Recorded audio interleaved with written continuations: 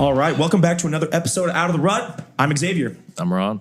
And today we are at Rockwell Barbell here in Chicago, sitting with Rachel and Becca.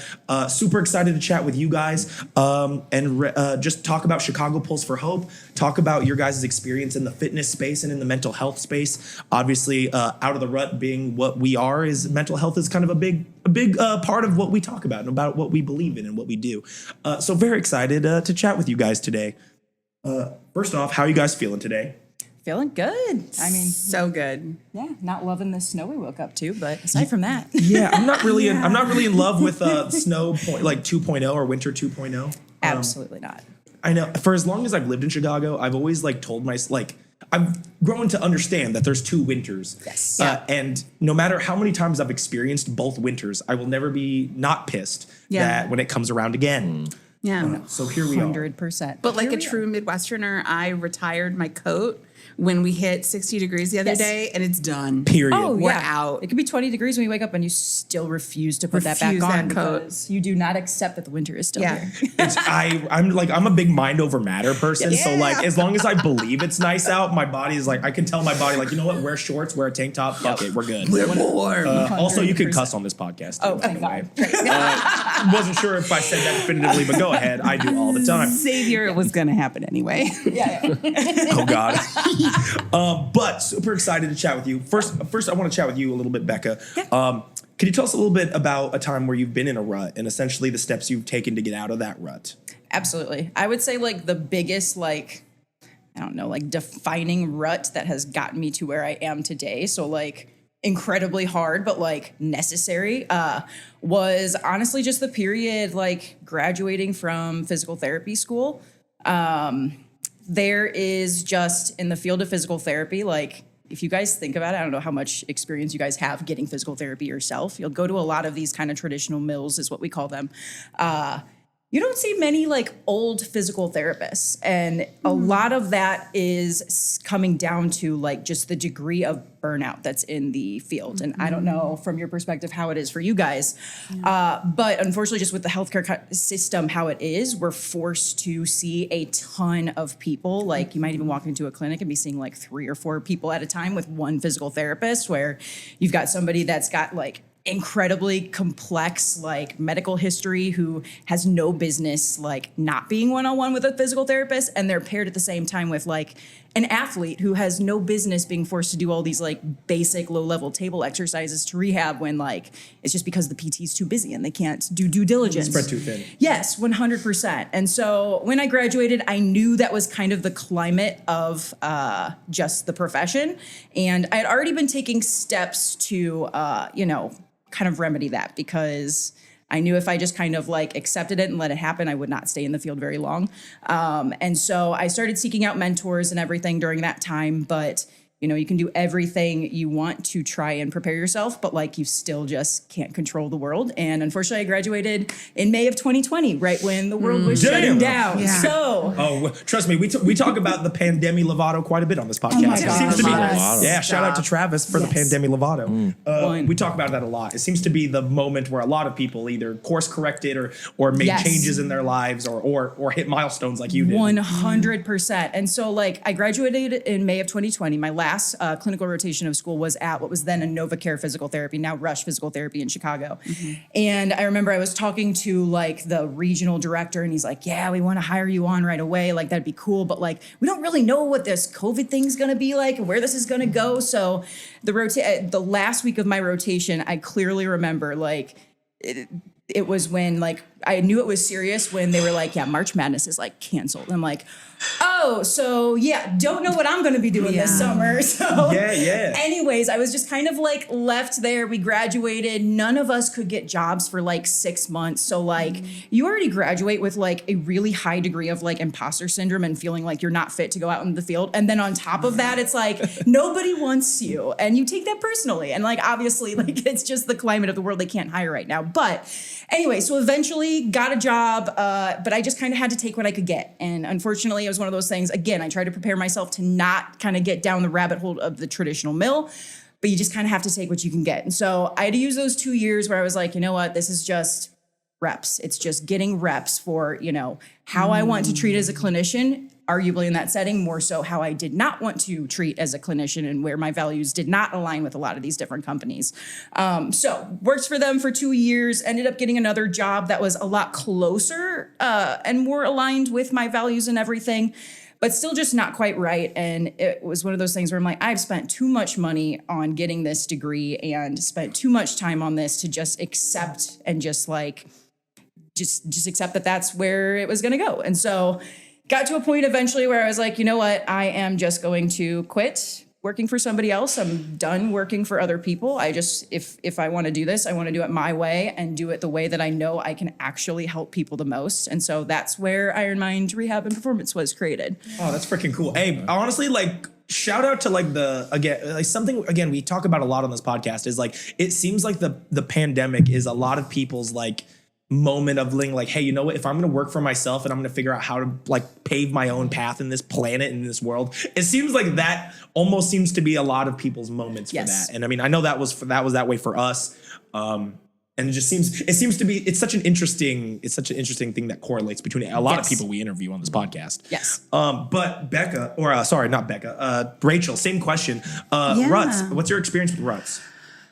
Oh, what's not my experience with Ruts, guys? I think I was texting with Becca last night and I was thinking about like probably like one of the most significant ruts that I've been in my life. So like as my background, so I'm a licensed professional counselor in Illinois. I'm a therapist. And there's no therapist that becomes a therapist because they've had like a smooth ride. Right? Yeah, it's like nothing says, hey, I'll help you through your trauma, like going through trauma yourself. Like precisely. There's this like archetype that we talk about of like the wounded healer. And that's very much me. I come from a background of, I have OCD. I had experiences with eating disorders, chronic low self-esteem, childhood trauma, all of the like whatever. So I've always had a really, really difficult relationship with my body and with exercise in particular. But I've always been sort of like one of those people who is stronger than they look, tougher than they look, more driven than they look, not a classic athlete, bad at team sports, but I've been involved in movement in some capacity my entire life, right? And I sort of like went on this process through, I started doing yoga and then I started running and then I started doing obstacle races. And then I was a CrossFitter for a lot of years until I ruptured my Achilles and sort of had to take a break and a pivot and all of that happened. And then I hit like, I'm married. My husband, he's so great. He owns a bookstore. He's the cutest. That is adorable. I don't know why, but like I just imagine just like the cutest little man behind a just owning a bookstore. Like it's cute. Literally Shout out to bookstores, with man. like a big bushy beard and like a little bald head. He's the cutest. He's I adorable. want to know that was exactly what I envisioned in my mind. That's so amazing. It's a bookstore owner, right? And he's wearing a cardigan. Like it's just who he is. Cardigan. He's adorable. He's adorable. Chef's kiss. But we decided like in the sort of off season of my jock era, while I was recovering from my ankle, we started doing fertility treatments and encountered repeated pregnancy loss, including my son being stillborn in January 2024. Damn, sorry to hear that. Yeah. And it changes your relationship with your body, right? You lose trust in your body. You lose confidence in your body. And we're coming from a background where you already have this relationship where you're very divorced from your intrinsic motivation and are really susceptible to external societal factors of people saying, you're too fat to be an athlete, Rachel. You're not an athletic person, right? It really kind of gets in your head and changes your relationship with movement. And I really struggled to find my way back into the gym after we sort of closed that chapter in our books. And that was when I found Becca. I had switched from, we had moved. I had to leave the CrossFit gym that I was at where I was constantly getting re-injured, although it was an amazing gym. It was just not the movement for my body. And I found Becca and was just like, I just want to do functional strength training. I just want to get strong again. But I didn't know how and I didn't trust myself. And I found this amazing coach who was like, you're so fucking strong, dude. Like, let's do this. Like, let's take this seriously. She pushed me to start competing in powerlifting. Oh, badass. And 2 weeks ago, I don't know if you guys knew this about me or not. Ooh, I'm excited to learn. 2 weeks ago, I got a state record in deadlifts for Illinois. Hell yeah, that's Rachel for you, y'all. Awesome. That's me. Guys, we got to interview with her here before she gets famous. Record, let's go. Before we go to nationals. Hey, hey. But it really, like, for me, getting out of the rut was about trusting other people, letting people help, realizing that, like, we're in a community together. And, like, when you bring in your experts, right, you get the help that you need, right? A lot of people get out of their ruts by going to a therapist. I'm a therapist, right? It's like, who do you go to? In a way. I always joke that with my clients that, like, their grand therapist, Deb, my therapist. That's actually a funny way to look at it. I actually really like grand therapy. They're grand therapists. Grand therapist. Hopefully all of you that have a therapist have a grand therapist, because having a therapist makes you a better therapist. But really, it was about realizing, like, I need to talk to someone and get advice and guidance from someone about how to use my body, getting that validation, that encouragement, that support. Because people are social animals, right?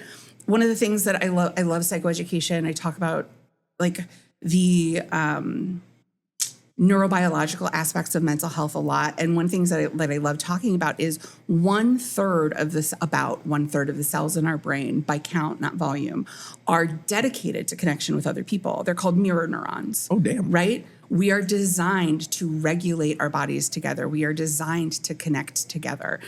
Mirror neurons are like an evolutionary vibe check. Basically, they're like how we respond to the responses of other people. They keep us on the same wavelength. And it's that drive towards connection that I think was, like, the most powerful thing in pulling me out of that rut of not being able to trust my body. And now being did I mention that I have a state record? I don't know if you said it. You might want to say it one more time. Right. Yeah. So I have a state record in deadlifts in Illinois. Humble brag. What is that record, actually? What No is big- that record? no big deal. So it's a 303, Okay. which, like, not the hugest, but not the worst. Yeah, I'm yeah. Downplaying my Majority. accomplishments. Yeah, don't Yes. downplay that shit. I don't Like, have a not at all. statistic, I'll tell you but right now, there's- I That's can't impressive deadlift still. shit. So, like, the fact that you can deadlift that much is Yeah. impressive enough to me, dude. That's impressive. Yeah, 100%. Also, As, I was gonna say, like, as a therapist, Yeah. right, given the ruts that you've been through, Yeah. and all that, how do you feel that makes you or helps you relate and understand your patients? So there's two sort of lenses that I look at it. So the fact that I have survived the ruts that I have survived and crawled out with bloody knuckles of the ruts that I've had, on one hand, being able to support my clients now, it doesn't make those struggles that I've had worth it, right? I'm not a silver lining on a cloud kind of a girl, right? That's bullshit. There's so many other ways that it could have worked out. It doesn't make my struggles worth it, but it gives my struggles meaning, right? Okay. It helps me make my own meaning about the things that I have experienced. So that's sort of like lens A. And then lens B is that, like, it helps me truly empathize with my clients in a way that reduces shame. I would hope that it would make them feel less judged, more comfortable. And when people are in that connected, regulated place, right, mirror neurons, they're reacting to the fact that I don't think that they're a freak for, like, I have a client who's processing huge amounts of trauma, like huge amounts of trauma. And in this process, they flake on me about every other week. Right? Every other week, they just, like, straight up don't show up for their sessions.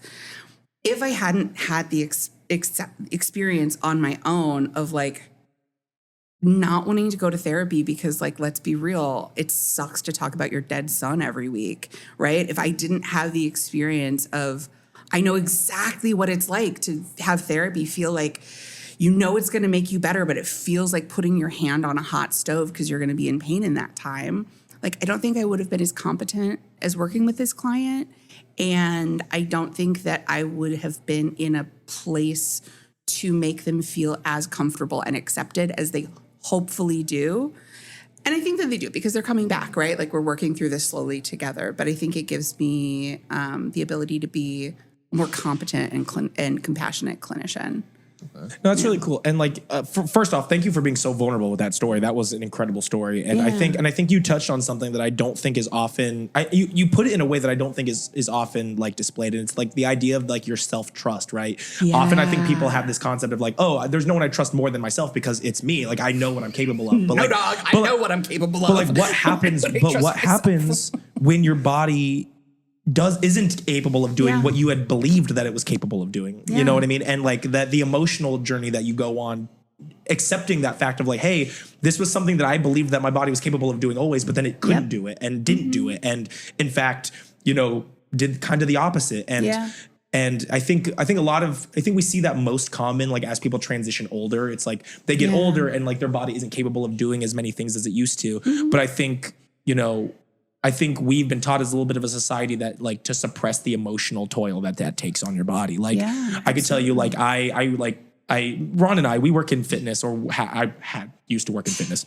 Still kind of do, I guess. But like when you sustain an injury and all of a sudden those things that you were used to doing, all the tuck jumps, all the back flips, all the whatever you used to be able to freaking do, all of a sudden you can't do those anymore. It's like you have to learn to like re-trust your body and re-trust yourself. And that's it's an insane emotional journey to go on. And I don't know if before now I've ever heard it like kind of framed in that way exactly. Yeah, well, and we're constantly evolving and trying to figure out what our identity is, who we are in this world, and how we can communicate it to other people. And when we attach our self-worth to outcomes instead of effort, we are at risk of losing that. And I think that like when we're young, because I love that you brought up like people as they age, things changing, right? The natural progression of aging, changing our capacity, our abilities, our desire to do things. But also like we're all one slip on the sidewalk away from changing our physical capabilities wildly. So when we have our self-worth rooted on our outcomes, if we're suddenly unable to hit those outcomes, and like Becca, you as a collegiate athlete and your experience as an athlete, I'm sure you can relate to this. Like when we base our self-worth on our outcomes, when those outcomes go away, who the fuck are we? Yeah. Right? And so it's about that reorienting yourself to your effort. And I think that that's really what working with Becca did for me, was like, we're gonna, you know, even though, and did you guys know I have a state record in deadlift? You know what? I don't recall that actually. I totally slipped my, that must have missed that in the bio. Even though it's amazing that I have a state record in deadlifts, what I'm actually proud of, what actually built my self-worth, was showing up every day in the gym with Becca, following the programming, trusting myself from week to week, knowing that even if my outcome changes because I was tired, because, I don't know, I didn't eat breakfast before my workout. Not that I would ever do that, Rebecca. Never. Yeah. That's something that she's on my me ass about constantly. When I was a trainer and like they would not eat anything before and we'd be training to like, I just want to throw up, or like I don't have the energy for this. I'm like, oh, gee, breakfast? No. It's like, well, that's okay, cool. There's the problem there. Yeah. Setting us up for success right off the bat. Sorry, boss. We learned. But like working with Becca, like it shifted that outcome-oriented self-worth to effort-oriented self-worth. And I think that's what really got me out of the rut. Oh, that's awesome. Yeah. I want to talk a little bit about your guys' relationship, because obviously you guys are both work in therapy fields, but very different therapy fields, right? Becca dealing more with the physical therapy, you dealing more with the mental and emotional therapy. Yeah. How do you guys feel like the types of therapy that you guys essentially are a part of? Do you guys feel like there is what type of synergy do you feel like exists between the mental therapy and the physical therapy? Didn't you message me like a week ago, or you commented on one of my social media posts? It was like some sort of educational thing about like, just, I don't remember if it was identity with rehab or something like that. And you're like, why is this the same as my job? Literally the same as my job. So like my job is so much easier because I don't have to know about that. No, like literally, I don't have to know how anatomy works. But as a physical therapist and as someone who like, I don't know if y'all are aware of Achilles tendon rehab, but it is nasty. Like, it's not a good time. It's not a good time. 80% of the game is mental, right? Because it is such a longevity thing. And so like, I don't have to, in my work, working with people with like complex trauma, like I don't have to understand anatomy and physiology. But Becca, in order to help motivate people get them like connected to their bodies again. I see what you do so much as is being a emotional support, understanding motivation, understanding emotional capacity for work. And like, that's something that you even worked on with me. Like it was December 2024. And we were doing deadlifts and I like tweaked my back a little bit because I'd had a weird day the day before. And like Becca's response to that moment training together in the gym was like so trauma informed.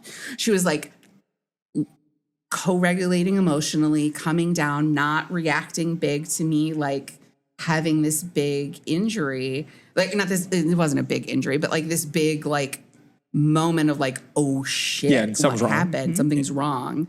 But like her being able to be calm, co-regulating, moving through that space with that emotional intelligence and that emotional awareness. I think that like Becca has two jobs, like fixing their bodies, but also keeping their mind right, helping them get their mind right 100%. In a huge way. Like, honestly, that's been like the biggest transformation in my career is like when I signed up for PT school, I was very much thinking like, oh, I'm going to be the next squat university guy. Like, I'm going to be the guru. I'm going to be the person that people have an issue with their deadlift. They come to me. I show them these 3 quick movements. I fix their pain. They're off. They're fixed forever. And like, you ever see Karate Kid? Yes. When he does the, yes. You were just going to like rub your hands together and place it on someone's back and solve their problems and shit. 100%. 100%. But like, you start working with humans and then you realize like, oh, you're not the textbook, the anatomy textbook that's in front of me. Like, you're messy. Like, we're really messy. We got a lot of stuff we got to work on. And it's not like, oh, you've got tight muscle, your joint's not moving well, or like, that stuff's important. But like, that's what I learned in PT school. And honestly, that's the stuff that I have the biggest beef with about PT school is the over medicalization.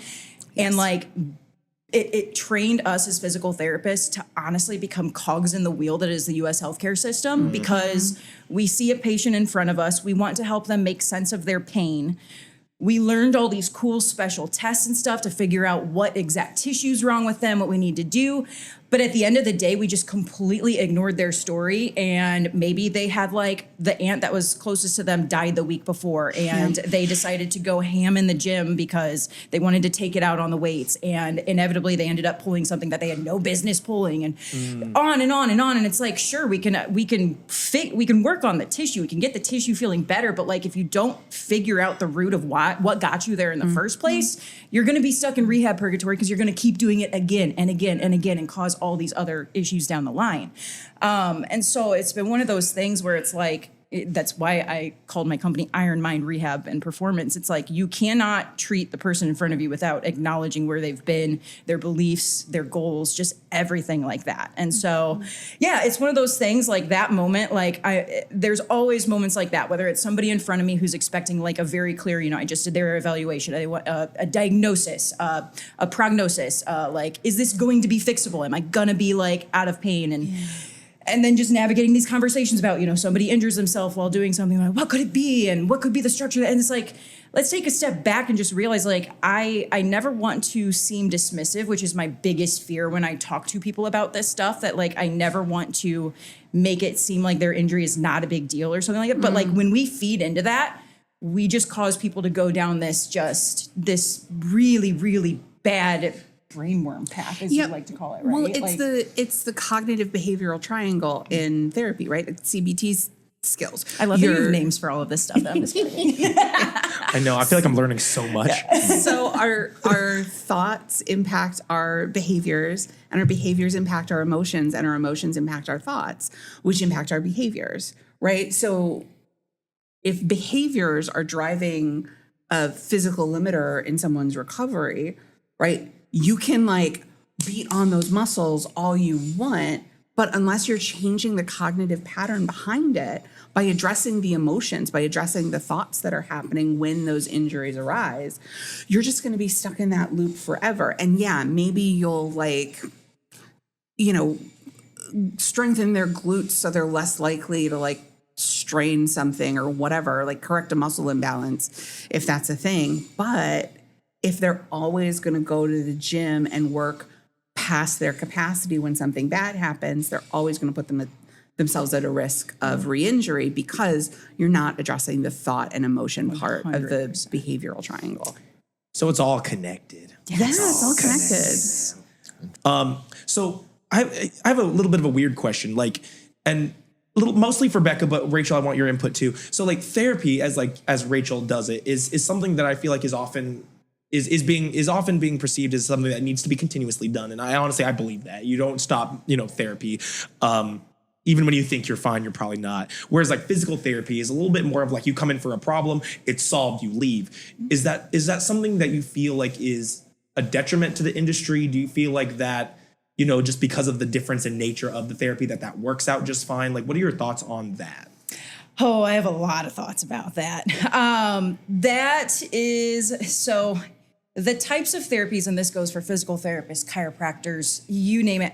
I don't really care what kind of profession or background they come from, but I see the issue with the rehab world is when folks are sold the guru and folks are sold just the quick fix. Mm-hmm. And unfortunately, there are just a lot of folks that will overpromise and promise these quick fixes. And where I kind of tend to see people, because I'm actually out of network with insurances, I'm cash based. So in a lot of cases, I'm seeing people after they've seen like 5 other providers and have heard like 5 other stories about why they're in pain and all this stuff. Got it.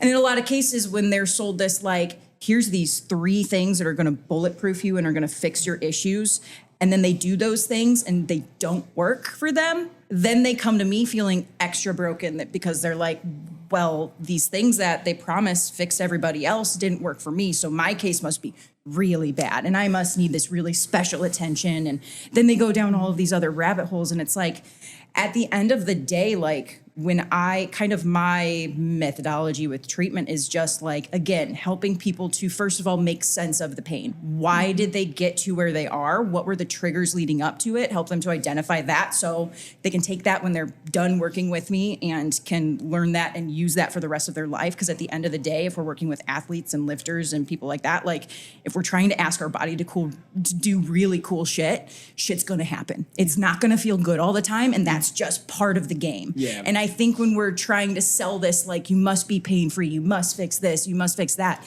it's selling this just really unrealistic expectation of what it is to be an athlete, unfortunately.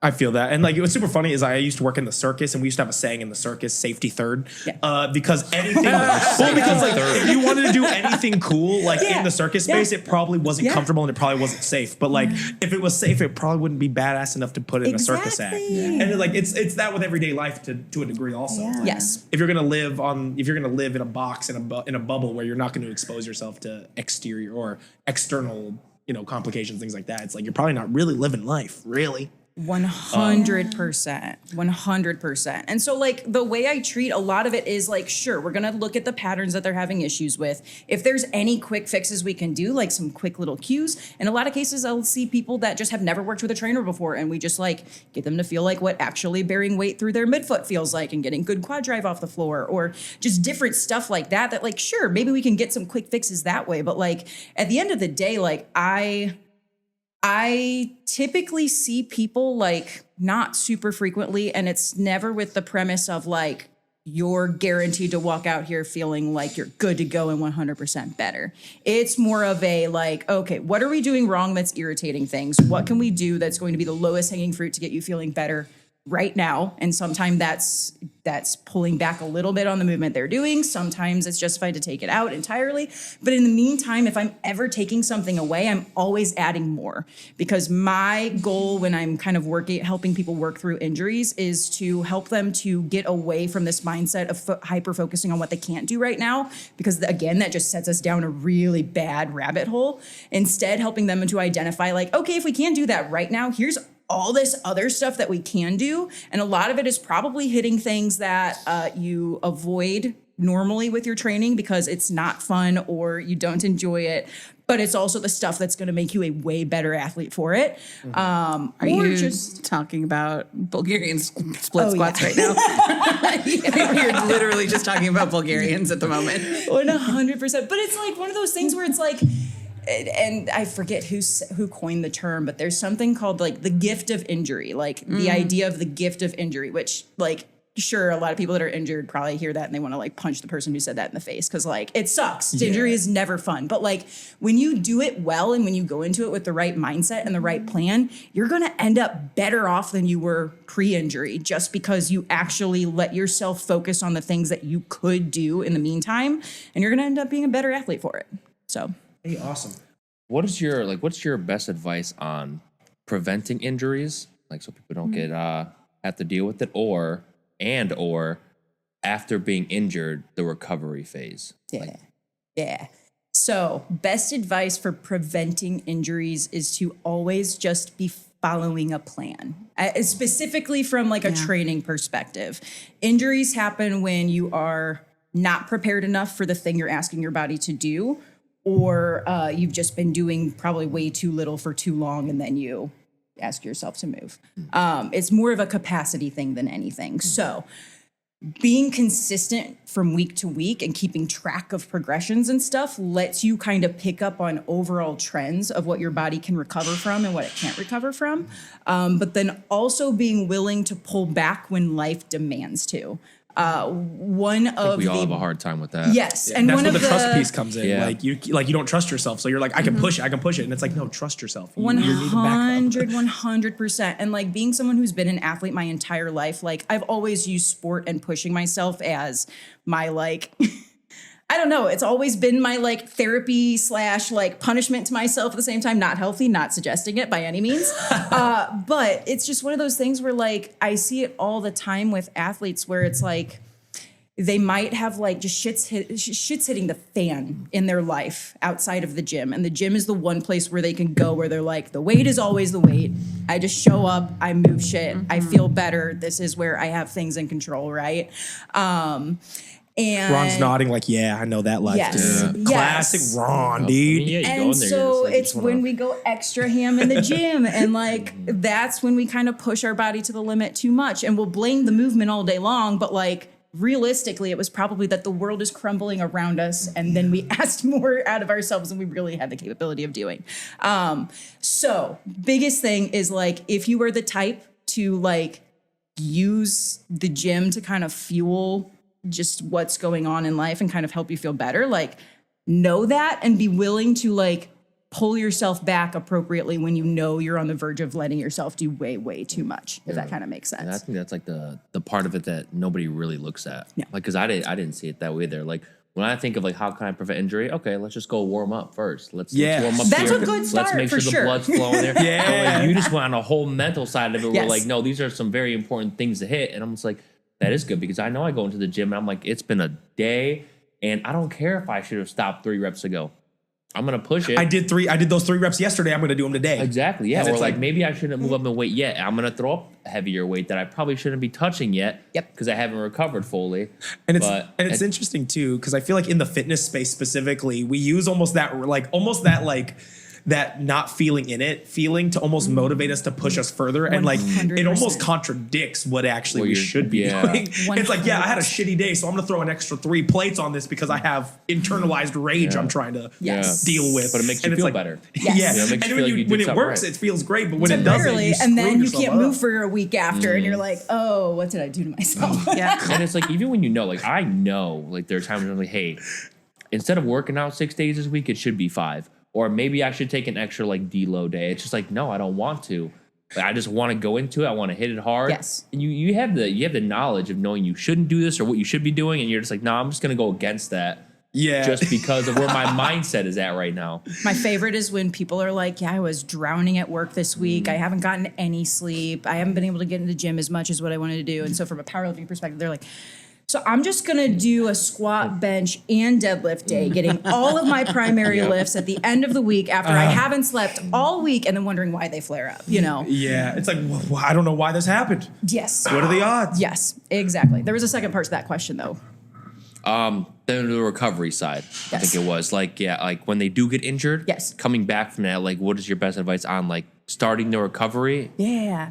So I always have 3 basic phases that I walk everybody through, and they've got different lengths of time just depending on the injury, depending on their injury history, depending on just life, everything. Calm shit down. get back going essentially, and then return to performance. So the basics from week 1 is just calm things down. And that's, people think in a lot of cases, I'll take an example because I think so many people can relate to this, the like dreaded like back pop when you're feeling, or when you're doing a deadlift, right? Everybody's instinct is to be like, oh no, my back just blew out. I'm gonna go home and lay on the couch for the next 48 hours and baby the hell out of it. I'm not even gonna think about touching a weight for like 3 weeks or 6 weeks or whatever the hell it is. And like complete rest like that in most cases is the absolute worst thing you can do. Because what happens? You go wallow in pity. You start going down the rabbit hole of like, oh my God, I was this close to pulling my next PR, and now when am I going to be able to do it? And blah blah blah. And then you call Rachel, and you're like, well, exactly. damn, now Talk I'm me off the depressed. ledge, please. Help me out, please. Yes, exactly. But like realistically, you can still stay active, and you should, in most cases, still stay active. At the end of the day, like if we show our brain right off the bat, like, hey, it's still safe to do some movement, even if it's just literally walking, or even if it's just like going in and getting a quick arm pump or something like that. Like we're showing our brain it's safe to still go to the gym. It's still safe to do stuff. And that is just such an important first step that will keep you from going down that kind of rehab purgatory path that I kind of alluded to before. But outside of that, the most, like once you get stuff to calm down and start feeling better, I always tell people that is the most dangerous point of rehab. You feel better, you feel good, maybe you pulled stuff back quite a bit. But in the meantime, even though you're still doing some stuff, you're deconditioning at the same time. Yeah. And so we need to respect that kind of slow, I use this phrase all the time, slow cooking back up to strength, just so that we don't overdo it off the bat. Just because the absence of pain doesn't mean you're just good to go. Yeah, you're better. Right? So this is where I give people they're still training throughout this entire period. We've just met them where they're at. But at the same time, during this time, I'm giving them guardrails, okay? We're giving them a pain cap that they can feel during the movement. I'm never the type to be like, you must have 0 out of 10 pain to pull a bar from the floor. Like, no. I'm okay with, in most cases, like 3 out of 10 pain, as long as they're okay with it and they feel safe enough with it. If it was easy, everyone would be doing it. It's going to be a little painful. Yes, yeah. Exactly. And lifting is inherently uncomfortable. So like we're always dealing with pain to a certain degree. But I give them a pain cap. I will always give them like a limit to how much they can jump from week to week. I'll always give them, because we know that pain can fluctuate on a daily basis. So maybe they were able to do full range of motion squats on the week before, and then next week things are kind of feeling rough, so we have to limit range of motion. So I always give them options, essentially. They just always give them options, because at the end of the day, something is going to be better than nothing. That kind of makes sense. Now, go ahead. Oh, I was going to say, like, Becca, that's so interesting, too, because those sort of 3 phases that you're talking about align so well with therapy, right? Yeah. Like, when we're in these crisis moments, when my clients are in a crisis moment, when I'm in a crisis moment, the first step is always regulation, which is literally calm that shit down, right? Like, get yourself out of fight or flight. And then we start looking at, like, once you're out of fight or flight, that doesn't mean that you get to go immediately back to, or doesn't mean you should go immediately back to the workload that was making you feel miserable, the relationship that was making you feel miserable, like whatever it is, right? It's figuring out that slow path to healthy reentry that lets you go from that deconditioning of the regulation piece to then like re-engaging with your values. And then like, I think the piece too, like that third piece is really like identifying the, like, not to be like, what did you learn from this experience? But like, what did you learn from this experience? What do you want to change? What do you want to like start, stop, continue from this? And it's so interesting. Like you really are like, like you do emotional therapeutic work within the context of physical therapy. It's crazy how it lines up. Healing the body's healing the mind. Yeah. Well, because it's the same thing. Weird, right? It's all part of the body. Like our brains are a meat computer, right? Like our brains are a meat computer. Right? And we forget, like I talk to my clients all the time. They're like, I'm like, my teenagers some meat computers work better than others. some meat computers like still waiting on my have update. a couple of like, mine's still that AOL, dude. I'm still like dial up. Dial speed. The buffering signal, that's my meat computer for sure. But like I have teenage clients that are like, oh, I feel like shit all day. Like I'm so cranky, and it's not until I get home that I feel good. And I'm like, okay, did you like eat a food? Did you drink water? Like your brain is an organ that requires calories. Your brain is an organ that requires hydration in order literally like our thoughts are electric impulses that move from like one neuron to the next. If we don't have enough water in our bodies, like the electrical conductivity for that thought to happen, like it's less efficient. So like, yeah, our minds and our bodies are the same thing. Yeah. Like our bodies are how we experience the world through the lens of our minds, and our minds are how we experience our bodies. It's easy to separate those two ideas because I think like it like, you know, with the mental versus the physical, it's like we're really keen to believe that our brains are like, oh, it's just this thing that controls our emotions and who we are, and it's like, no, it's a physical thing. Like it's there in our brains. Yeah, like it can when you be have a healed. mentally like tough day, like the next day when you sleep and wake up, you'll wake up exhausted. Yep. Yeah. Right. Like, and it's just it's different because you're like, It's oh easy no, to- I did the gym, like I did the physical stuff, like I feel good. Then you wake up, you're like, I had a very mentally draining day, and I do not feel good at all. Yeah, and I just feel like we talk about our brains so like metaphysically versus like what it literally is and what it literally needs. Like, you know, like it does. It needs food. It needs whatever. Like these are all physical things that our brains need to function. Yep. It isn't just this like this thing that we don't see that it's like, oh yeah, it makes me feel happy, makes me feel sad, makes me whatever, makes me like potato chips at midnight. You know what I mean? Like makes me want to stop at Taco Bell at 3 a.m. Fourth meal. I think for both of you, I have a question. In PT and in the fitness realm, what do you feel like is not talked about enough that should be? And then same in therapy, what is not talked about enough? What should be talked about more? How much time do you have? I mean, shit, I'm I have in no nowhere, rush. I have I got nowhere nowhere to to be. be. I think like I'm like, Ron and I are just here for the friendship, so we can kill as much time as you want. I think I think that from the therapy perspective, and something that you touched on earlier was that like therapy needs to be continuous. Mental health therapy needs to be continuous. And that's not always the case. And I don't think we talk about that enough, right? Like, I think that I, of course, am biased in a lot of ways. I personally am like a therapy lifer. I've got too much stuff going through. And then like the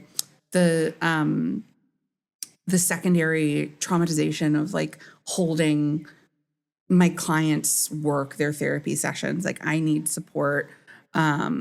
But I think that therapy doesn't have to be lifelong. And then the other thing is like, you don't have to be in a crisis to deserve help, because going to therapy isn't saying, bro, I'm crazy, I need to do this forever. No, like it's just like a physical therapy session. Like sometimes we need a tune-up. Sometimes we need a brief moment where we're like, I need this perspective from an outsider to help me understand what's going on in this pattern in my life. And once I understand that pattern, I can change, right? And therapy is always there to help you go back. But like therapy doesn't require a crisis or a diagnosis. It just requires you having a desire for something to be different, right?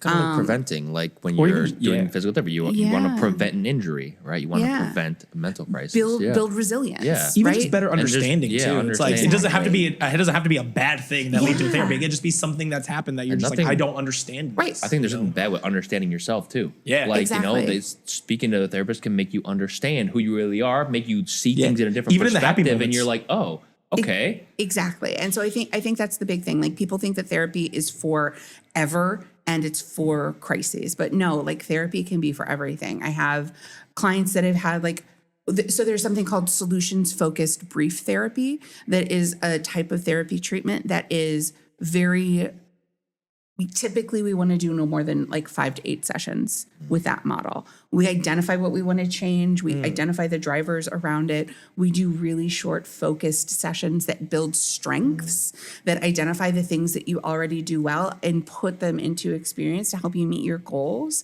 And it's like a month, 2 months of engaging in that treatment modality, and we see results, right? It's solution focused. It moves you through things. And sometimes that's all that people need.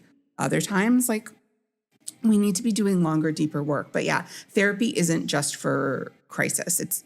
Therapy isn't the emergency room. Therapy is like primary care. Right? I like that. Yeah, you need to get your annual physical, you know? Do you feel that there are people who rely too much on the therapy? Like you were saying, like people shouldn't do it lifelong sometimes.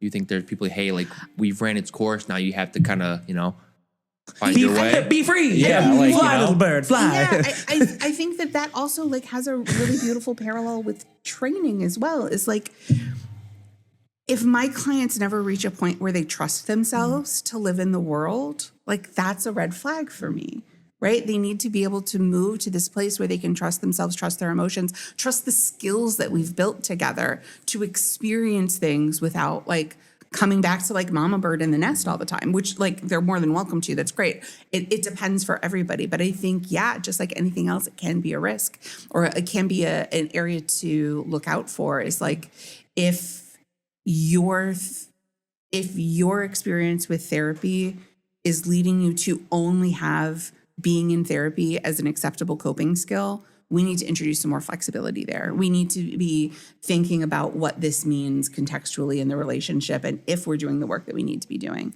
right? Because we want to be building independence through therapy. We don't want to be building codependence. We don't want to be building reliance on just one strategy. That's cool. So before we move on to Chicago Pulls for Hope, because I definitely want to touch base on that.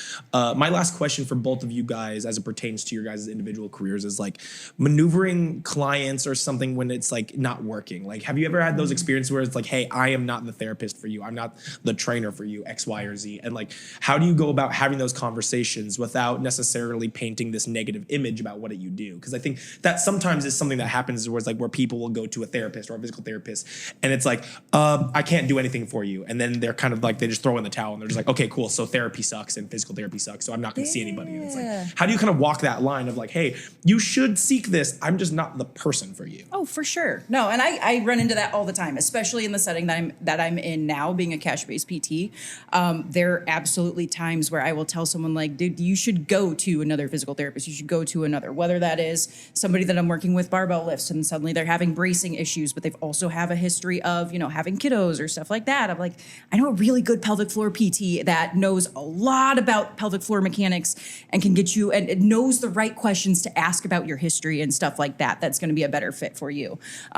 Or for example, I have somebody that's, working with me for aches, pains, and we get to a point where like, we just decided like, okay, the shoulder issue you've been dealing with, like maybe it's time to consider surgery, which is never my first route. Yeah. But sometimes you just get to the point where you're like, man, I just kind of have to put my biases aside and say like, it's time for you to go do this. And it's not to say all the work we've done up until this point like hasn't like helped out, but like it's just time to go get extra help and you deserve this, and we'll pick right back up when you're done.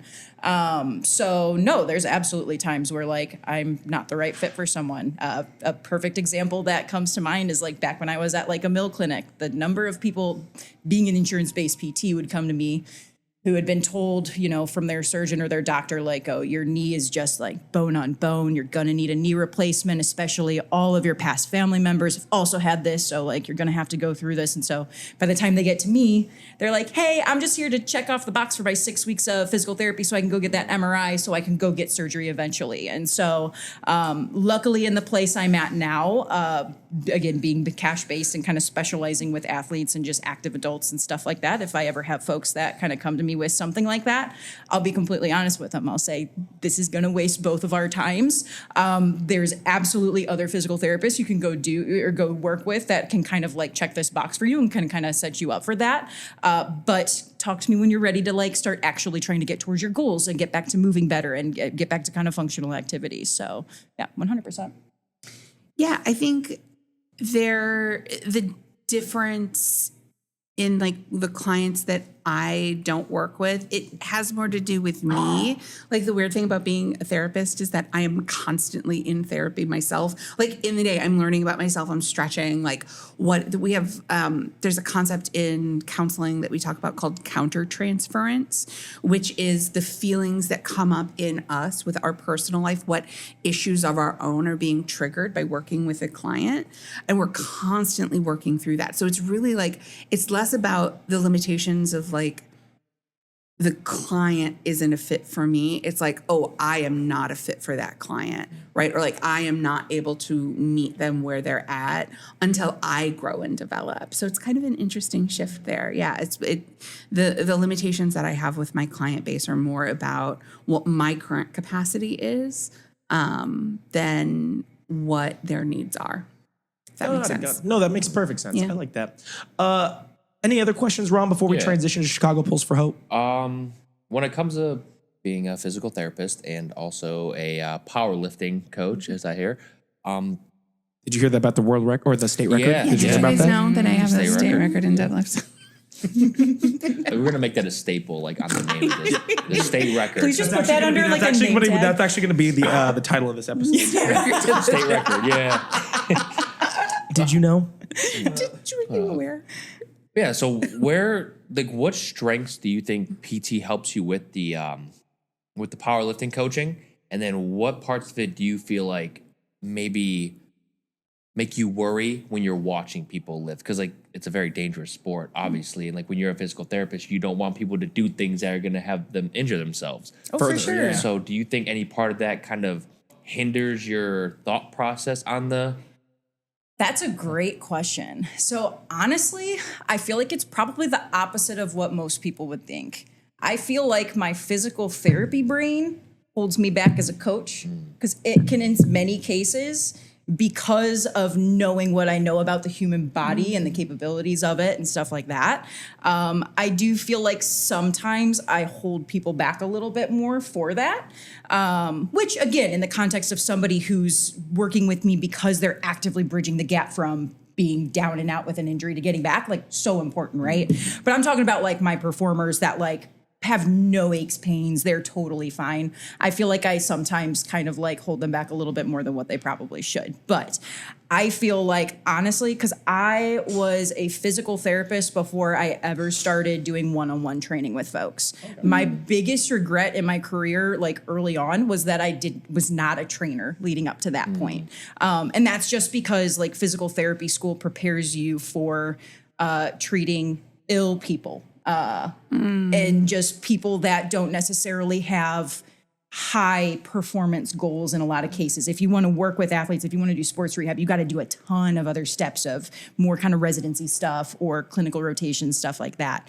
And so my biggest regret was that I wasn't working with people because like physical therapy school just so over medicalizes things. It really hones in on the biomedical model, which makes sense because they're really just preparing you to take the big boards exam that you have to pass at the end of it. They want you to be safe outside of that when you get to go working with people, but like they know you can do more education after that to get the next steps. Yeah. And so, yeah, I feel like honestly, like training people. And again, I emphasize the human side of it because like you can learn all the programming tools and tricks and all the cool variations with all the fancy barbells we have here. But like at the end of the day, like if you don't know the person in front of you, what makes them tick, when you need to pull them back, like just what motivates them and everything like that, like you're never going to get anywhere with them. And so just the experience of working with people and actually seeing them progress over a huge amount of time, like, and I'm talking like not the PT, like, oh, you progressed from like the yellow band to the red band today. Like, no, we're progressing like PRs, like massive like weights and PRs and stuff like that has done more for me as a clinician than physical therapy school or any physical therapy continuing ed class has ever done for me. Yeah. Now, for the average person who maybe hasn't hit the gym or doesn't really understand too much about fitness, do you think, like in your opinion, everybody should have a coach, like a lifting coach or a bodybuilding coach or a personal trainer or like somebody who keeps them? Man, if I could get everybody to work with somebody that can teach them how to move well, absolutely. And there's so many degrees to that, right? Whether that is if they've got the financial capability and the time, like sure, one-on-one training, hell yeah, sign them up. But like there's so many other things coming out now to make it so accessible for folks, small group training stuff. Just so many different options that like, yes, absolutely. I think that everybody would benefit from just learning how to move, you know, and not in a specific way. Like we all know as coaches, like that, like we can't force the same squat pattern on every single person, right? Yeah. And unfortunately, a lot of these folks that are starting to get into moving for the first time, they're consuming YouTube videos or social media videos or stuff where it's like, this is the perfect squat. And it's like, no, you should work with somebody that can take you and like listen to where you came from, like any injuries you've had in the past, kind of see what like your body type is, your leverage is, and be able to like fit the movement to you and not the other way around. Moving on to Chicago Pulls for Hope, what was the genesis of that project? Man. And going into a little bit of that, because that was sort of like the whole precipice of why we wanted to reach out to you guys in the first place, and knowing a little bit about you guys now in terms of the physical therapy and the mental therapy, like how did that come to be, and what was the story behind that? Yeah, so talk about another rut that we were dealing with. So this would have been back around like the first thoughts of Chicago Pulls for Hope would have started back honestly around the last election. There were, again, me working with just people that are lifting and people that use lifting as their method of mental health and stuff like that. Yeah. It was just during this kind of post-election period, there is a huge jump in flare-ups, like across the board, like people that I've worked with in the past, new people that I hadn't worked with, like it's just everybody was getting injured left and right. And I'm like, what is going on here, guys? Like, and you just start having conversations with people, and before you know it, like they haven't put two and two together, but like you just start seeing like, oh, this is like really, and again, you're going to have a term for this, but like the world feels like it's on fire, and it's showing up in how people react to how they're doing in the gym, if that kind of makes sense. Yeah. And so I was having all these conversations of people just being like, man, like I just don't like how things are. My training's going to shit. The world's like on fire, like, and I just don't know what to do about it. I don't know what to do about it. And a big reason why I started Iron Mind Rehab and kind of went into business for myself is I know what the sport of powerlifting has done for me. I know what this gym and the community has done for me. And I want everybody to have that community. And around the same time, there was a lot of like politic bullshit just with some of the local gyms and just, bridges getting burned and all this stuff. And it was just like, it felt like everything was getting so cliquey. And at the end of the day, I was like, God, we just need like everybody to just take a step back and just like take a deep breath and be like, we need a reminder of why we all love lifting so much and why we do this in the first place. Yeah. Like, let's just do this. And so a friend of mine who I was training at the time, she was doing a lot of my branding for Iron Mind Rehab. And she had actually previously, I think she did 2 or 3 different mental health awareness fundraisers. I think it was like called Toss the Stigma or something like that. It was a cornhole thing. And she's like, yeah, it was so much fun. We raised so much money, blah, blah, blah. And I love doing this stuff so much. People turn up for cornhole. Yes, people get lit up. For sure. But I was like, oh, but wait, people are gonna get lit up over lifting some heavy ass deadlifts. I'm pretty too, sure you said cornhole, and I saw 3 people over there on the weights, just ears perk up. I'm pretty sure. Guess we'll make sure we have cornhole at the next Chicago Pulls for Hope too. But anyways, and so Amy and I were talking, and she's like, and this was like at the onset of my business. So like I was still trying to just find ways to fill my time and kind of like get my name out there and stuff. And she's like, Becca, what if you just organize like a fundraiser? I'm like, oh, a powerlifting fundraiser that gets the community together, like gets some good like awareness surrounding kind of mental health.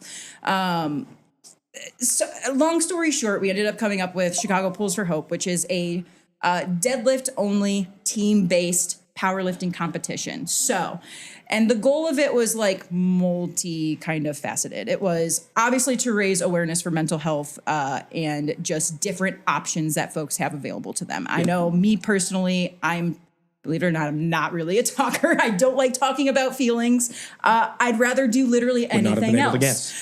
So I wanted to bring in different options for folks. So we had, while the competition was going on, we had lots of, I think we had like 3 or 4 different types of mental health agencies. We had one that does more like yoga-based stuff surrounding mental health. We had Family Service Center, who Rachel works for, and we'll talk about in a little bit. We had a few different ones. But so kind of raising awareness for like, hey, here's these other things you can do, like, but also bringing awareness of like how powerful physical activity and having something like just a goal that you're pushing yourself for can help with your mental health, right?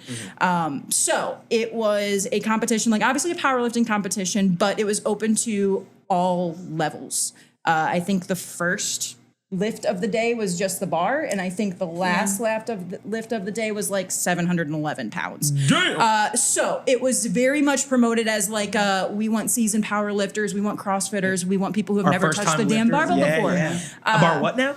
Come on in. 100%. And so, which was so cool because another selfish kind of goal of it was to kind of promote the sport of powerlifting and get people on the platform that never thought they could do it. And it worked. I mean, we got people on the platform that day. And then I can think of like 5 people after the fact who swore they would never put on one of the leotards or singlets that we wear. And they ended up doing the powerlifting competition that we have hosted at this gym in the summer. I mean, I'd pretty much powerlift just to wear the leotard. Yeah. Dude. Like, Yeah. Pretty Yeah. fashionable, Sick, man. bro. I think I look pretty solid in a leotard. Right, Rock it. exactly. Don't be hating. But the good news is that Chicago Pulls for Hope, you can wear whatever the hell you want. We don't make you guys wear the singlet. But anyway, so team-based powerlifting comp, and the goal of it is for basically lifters. They will get 3 attempts at the heaviest deadlift they can do. They go up on the platform. They try to get sponsors for their lifts. So they ask family, friends, colleagues to pledge a dollar amount, whatever that is, per pound that they lift. Oh, cool. So it's just a really, really cool celebration of strength and how we can kind of use community to get together to just go for a good cause. And all of the proceeds go to Family Service Center, which, Rachel, you should talk a little bit about that. Yeah, so I work for Family Service Center. We've been around since 1913, so more than 100 years in Chicago's North Shore. We're a community mental health nonprofit, so we support everybody on the spectrum, right? When you think of Chicago's North Shore, you think of like the big, beautiful houses, but what you also don't realize is that it's one of the largest immigrant communities in the Midwest. That I did not know. Yeah, I just hosted like an event up in the North Shore, and I always have that moment where I'm just like, whoa, this is a different world up here. Yeah, But I did not know that fact about the North Shore. It's a totally different world. So we have a couple, like we serve a huge immigrant population, like Hispanic Latino community. But one thing that's really special that I think is really cool about what we do is that our catchment area, our service area, serves the 3rd largest Mongolian population in the world. Like outside of Mongolia, there's like 2 cities in Mongolia, and then there's our area in the North Shore. In terms of Mongolian community, and we have one of 3 Mongolian language therapists in the United States. Damn. So not many of them. So out there's there. not a lot, and we're able to support this community, which like at the time that we're in right now, our immigrant communities can use a lot of extra support. So we do really, really cool work with everyone. Like I have clients on my caseload who have only flown private, and I have clients on my caseload that are 6 people in a 2-bedroom apartment. So all the way left to right, Across everywhere the in between. spectrum. Yeah, and like here's the thing is like they're all in pain and they all need support. So I was working at Family Service Center. I was training with Becca. I couldn't shut up about my new amazing job with these incredible, brilliant organizers and community leaders who were doing this work to reach out to people who either because of like cost limitations, financial limitations that we were able to provide for them to bring them into community mental health services. Our fees go as low as $1, right? To make sure that it's accessible for everybody.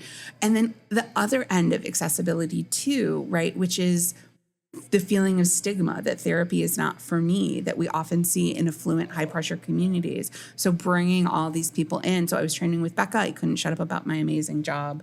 And she so generously decided that like, yeah, we can do this and we can benefit the work that you're doing because it matters and like that it's connected, right? We've talked so many times today of like how physical exercise, how physical therapy is so connected to mental health and mental therapy, right? Like things are connected. And we were able to bring that together and that was super And cool. how long have you guys been doing Chicago Pulls for Hope?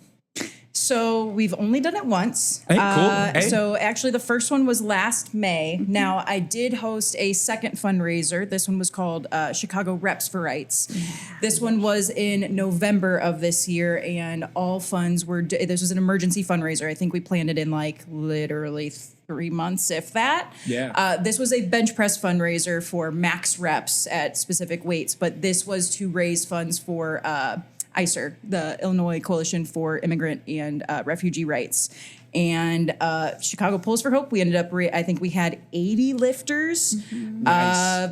10 different gyms, if I remember correctly, were represented there, and we raised over $30,000. Damn, that's badass. Yeah. And then Reps for Rights was even better. We had 20 plus gyms involved, and we raised over $100,000 for ICER Illinois. Hey, so it sounds like we have a movement on our hands. Yes. That's badass, man. Yes. That's badass. What are you guys hoping to come of it over the handful of years? Like, are you looking to continue this? Is it like, oh, we did it once, maybe we'll do it again, maybe? Like, what are your guys' thoughts on that We'll process? see. I'm toying the idea of creating like a 501c organization for it and kind of like bringing it throughout the Midwest. I purposely kind of set up the name for a specific city and then some sort of cause, because this stuff, I don't have much experience with fundraisers, but it is just the most like the best thing I've ever done in my life. I don't even know how to describe it.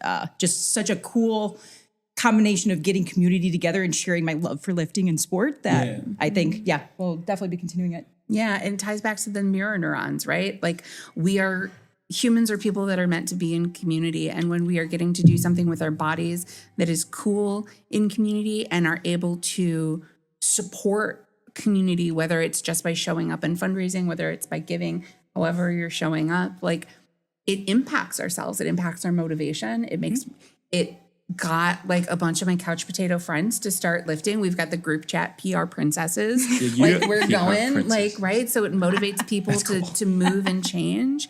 But it also, like, most importantly, when we participate, when we take action, it improves our mental health, right? Becca, you said something when you were talking about rehab, about how when you're coming back from an injury, one of the most important things is letting your brain know that it's safe to move, right? And that's what moving together does in these moments, is like we are reminding ourselves that we are in a community where it is safe together. We can support each other. We can lift each other up. And I think that's one of like the coolest things about Chicago Pulls for Hope, is that like when we are doing this in community together, even though individually we are carrying a lot of despair, we see other people act, we see ourselves act, and we learn that change is possible, that we can move together, that we can make a difference. And that changes our brains, it changes our bodies, it impacts the triangle, it changes our thoughts, because we think that it's possible to make a change, which changes our behavior. We move like we live in a world where change is possible, and then it makes us feel like we live in a world where change is possible. Oh, that's really cool. Yeah. Any other questions, Ron? It's gonna be like a 3-parter, I would say. Between being a coach and a physical therapist, being a mental therapist, and doing these fundraisers, what is the most rewarding when it comes to doing these things? Yeah, so I don't know. I feel like the biggest thing to me is like kind of going back to the rut and everything. I think the biggest thing you need to get out of rut is just like a spark of hope. Yeah. That's it. To quote our Lord and Savior, Haley Williams, my favorite artist ever of Paramore. Oh, God, I'm so glad you said Paramore. Okay. Dude, Haley Williams is my girl, dude. Okay, Last Hope on their self-titled record, a quote she says is, "It's just a spark, but it's enough to keep me going." And so I think everybody's got their own rut. Everybody's got it. And at the end of the day, I think just a lot of the times the biggest thing we need is just that little spark of hope, and not just like the bullshit optimistic, like everything's going to be okay. Like, no, like If you believe it, you can do it. yeah. But no, like getting people together and just like being like, yeah, this shit sucks, but like, what can we actually do about it? You know, I don't know who said this quote, but like the antidote to despair is, what is it? Action or something like that. I'm going to say And Haley it's Williams like- said it. Yeah. Haley Or, years again, ago. yes, 100%. But like, I think we all just need that little spark. And like, honestly, these fundraisers have been that for me. And I hope they've been that for a lot of other people. So, Hey, that's really cool. They've definitely been that for the therapists that you have raised the money for the organization that you've raised the money for, right? When we are sitting and like holding, like talking with one of my teenage clients who's like, yeah, I don't know, ICE was at the building next door to us this week. I don't know if they're going to hit ours or not. Like, I don't know what's going to happen to me tomorrow. Like sitting in our office, like we feel alone. Like that's a lot for us to carry alone. But right, there's that social animal of us. We see like holy shit, like these people in powerlifting, something that like anyone other than me is like, how are these things connected? These powerlifters think that what we do and how we spend our time is important, that we matter, right? That we get to now, like last year, Chicago Pulls for Hope paid for more than like 230 individual sessions completely free. Like we were able to provide that. That is individual and family therapy for a family for a year. Damn, right? that's huge. Like it changes lives. Like I think the thing is that like not only does it give us the individual spark of hope, but like when we're working in those professions where burnout is high, Becca, you talked about burnout at the top, right? Mm-hmm. Working in physical therapy, in clinical mental health counseling, it's exactly the same. Knowing that people care, that they want to show up for us, that they think it's important. That changes how our workday is. It shifts how we are able to show up for each other as clinicians and for our clients as well, which is a really powerful shift. That's awesome. Yeah. I know we are about time. Any last minute questions there, Ron, before we sign off? Yeah, I wanted to connect the therapy with the powerlifting view. What drove you? Obviously, talking about your ruts and what I guess drove you to that. Like, why powerlifting, right? Like, why? What was it about it? Because obviously, there's just so many realms of fitness, right? Totally. Like for me, it was more like bodybuilding style training that took it out. You know, there's a lot of people who do like CrossFit. You know, I just recently got into Muay Thai a few months ago, and I'm loving that, which has been awesome. So, I've really gotten into Mai Tais. Yeah, that's no, but that's a good question. What brought you to powerlifting versus something like spin or Zumba or whatever? Like when you lifted that bar, what was just like, this is gonna be it? So I went on this journey of like, I started doing yoga, then I did running, then I did obstacle training, then I did CrossFit, then I got injured.